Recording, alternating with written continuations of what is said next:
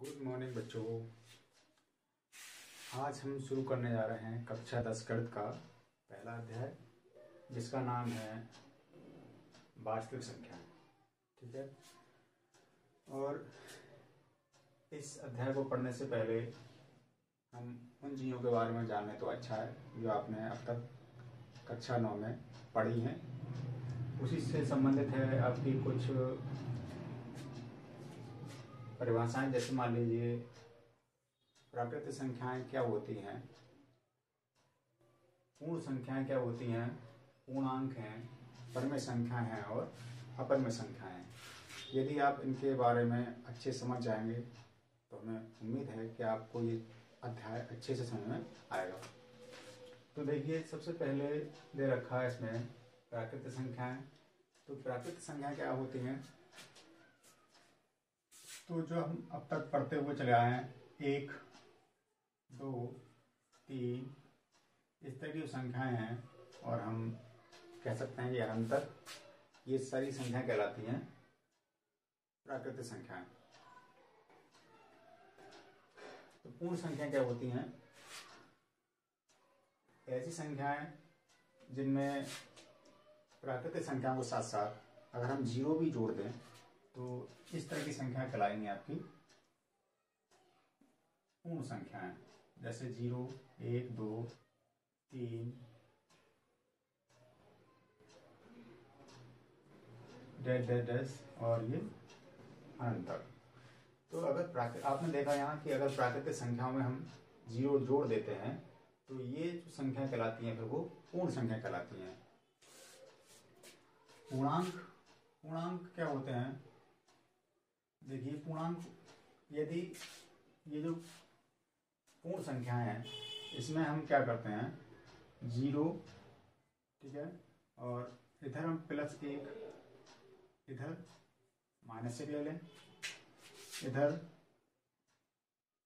+2, इधर हम -2 ले लें, ठीक है, इधर हम +3 और डैश डैश डैश अनंत कर देना, ठीक है, और इस इधर हम जो है -3 ले लें और डैश डैश डैश डैश इधर का हम जो है अनंत कर दें। तो ये जो संख्याएं कहलाती हैं वो कहलाती हैं पूर्णांक। तो आपने देखा कि ये जो संख्याएं हैं वो सभी इसमें हैं, देखिए, और इसके साथ साथ जो है इसमें माइनस वाली संख्याएं और आ जाती हैं। तो पूर्णांक जो है दो तरह के हो जाते हैं, ऋण पूर्णांक और ये धन पूर्णांक। ठीक है, यहाँ से ये जो संख्याएं कहलाती हैं वो कहलाती हैं ऋण पूर्णांक, और यहाँ से प्लस वाली संख्याओं को हम कहते हैं धन पूर्णांक। और 0 ना तो ऋण पूर्णांक है और ना ही धन पूर्णांक है। ठीक है, ये ध्यान रखना आपके लिए। 0 का आगे प्लस माइनस हम नहीं लगा सकते, या कोई फर्क नहीं पड़ता 0 प्लस माइनस लगाने से। ठीक है, तो आपके समझ आ गए होंगे कि पूर्णांक क्या होते हैं। अब हम आगे देखते हैं परमेय संख्याएं क्या होती हैं। तो परमेय संख्याओं को आपने देखा कि इन्हें जो हम P/Q के रूप में लिखते हैं, या हम कहें कि ऐसी संख्याएं जिन्हें हम P/Q के रूप में लिख सकते हैं वो सारी संख्या क्या कहलाती हैं, परमेय संख्या कहलाती हैं। लेकिन यहाँ ध्यान देने वाली बात यह है, P की जगह कोई भी पूर्णांक हो सकता है। ठीक है, P की जगह कोई पूर्णांक हो सकता है। तो पूर्णांक आपके सामने ये लिखे हुए हैं, ठीक है। तो हम यहाँ ये कहते हैं कि P और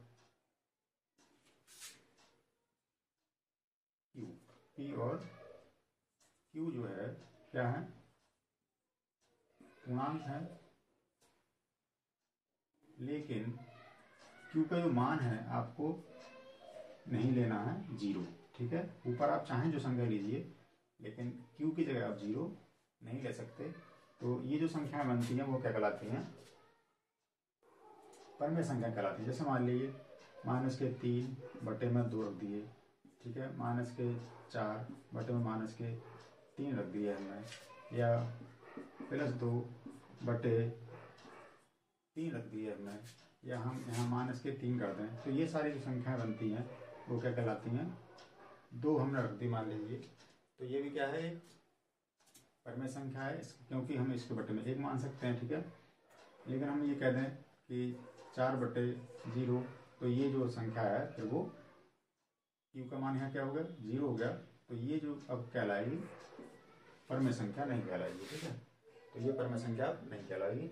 तो आपने देखा होगा यहाँ पर कि ऐसी संख्याएं जो p/q के रूप में रह सकते हैं, और अगर q का मान 0 नहीं है तो वो संख्या कहलाती है परमेय संख्या, ठीक है। इसी तरह से अपरमेय संख्या है।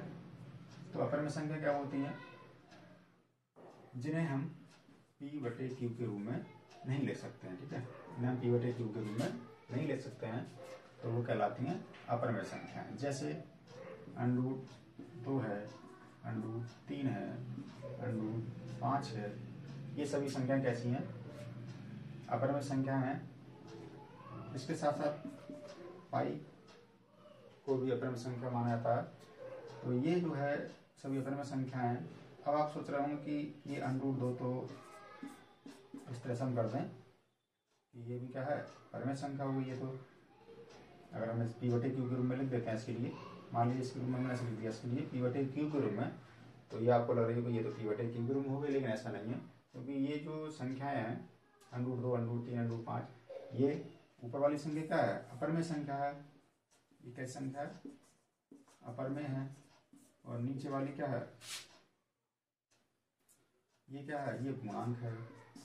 और यहाँ जो शर्त है आपने देखी हुई ध्यान से, यहाँ जो शर्त है कि p और q जो दोनों संख्याएं वो कैसी होनी चाहिए, दोनों पूर्णांक होने चाहिए। लेकिन यहाँ केवल एक ही संख्या ये है, पूर्णांक है, लेकिन √2 पूर्णांक नहीं है, ठीक है, ये अपरमेय संख्या है। तो यहाँ पर आप कह सकते हैं कि हम इसके लिए p/q के रूप में नहीं ले सकते हैं, ठीक है। एक समस्या आपको यहाँ भी सोच रहे होंगे कि ये पाई का मान तो होता है 22/7, ये भी परमेय संख्या है, ठीक है, लेकिन ऐसा नहीं है। पाई का जो मान होता है वो लगभग क्या होता है, लगभग 22/7 के बराबर होता है। पाई का मान जो होता है लगभग 22/7 के बराबर होता है, ना कि 22/7 ही होता है, ठीक है। तो ये जो है लगभग में माना जाता है 22/7। तो यहाँ पर पाई भी जो क्या होती है, अपरमेय संख्या होती है। तो यहाँ आपने देखा कि प्राकृतिक संख्याएं क्या होती हैं, पूर्ण संख्याएं क्या होती हैं, पूर्णांक क्या होते हैं, परमेय संख्याएं और अपरमेय संख्याओं के बारे में अच्छे से जान लिया है। आइए अब देखते हैं वास्तविक संख्याएं क्या होती हैं। वास्तविक संख्याएं, यही हमारे अध्याय का नाम है, वास्तविक संख्याएं। तो जानते हैं वास्तविक संख्याएं क्या होती हैं। तो वास्तविक संख्याओं में आपकी प्राकृतिक संख्याएं, पूर्ण संख्याएं या पूर्णांक, या हम कहें परमेय संख्या एवं अपरमेय संख्याएं, ये सभी संख्याएं जो है इसमें आती हैं, वास्तविक संख्याएं कहलाती हैं। तो वास्तविक संख्याओं में ये सारी संख्याएं जो हो जाती हैं वो शामिल हो जाती हैं, ठीक है।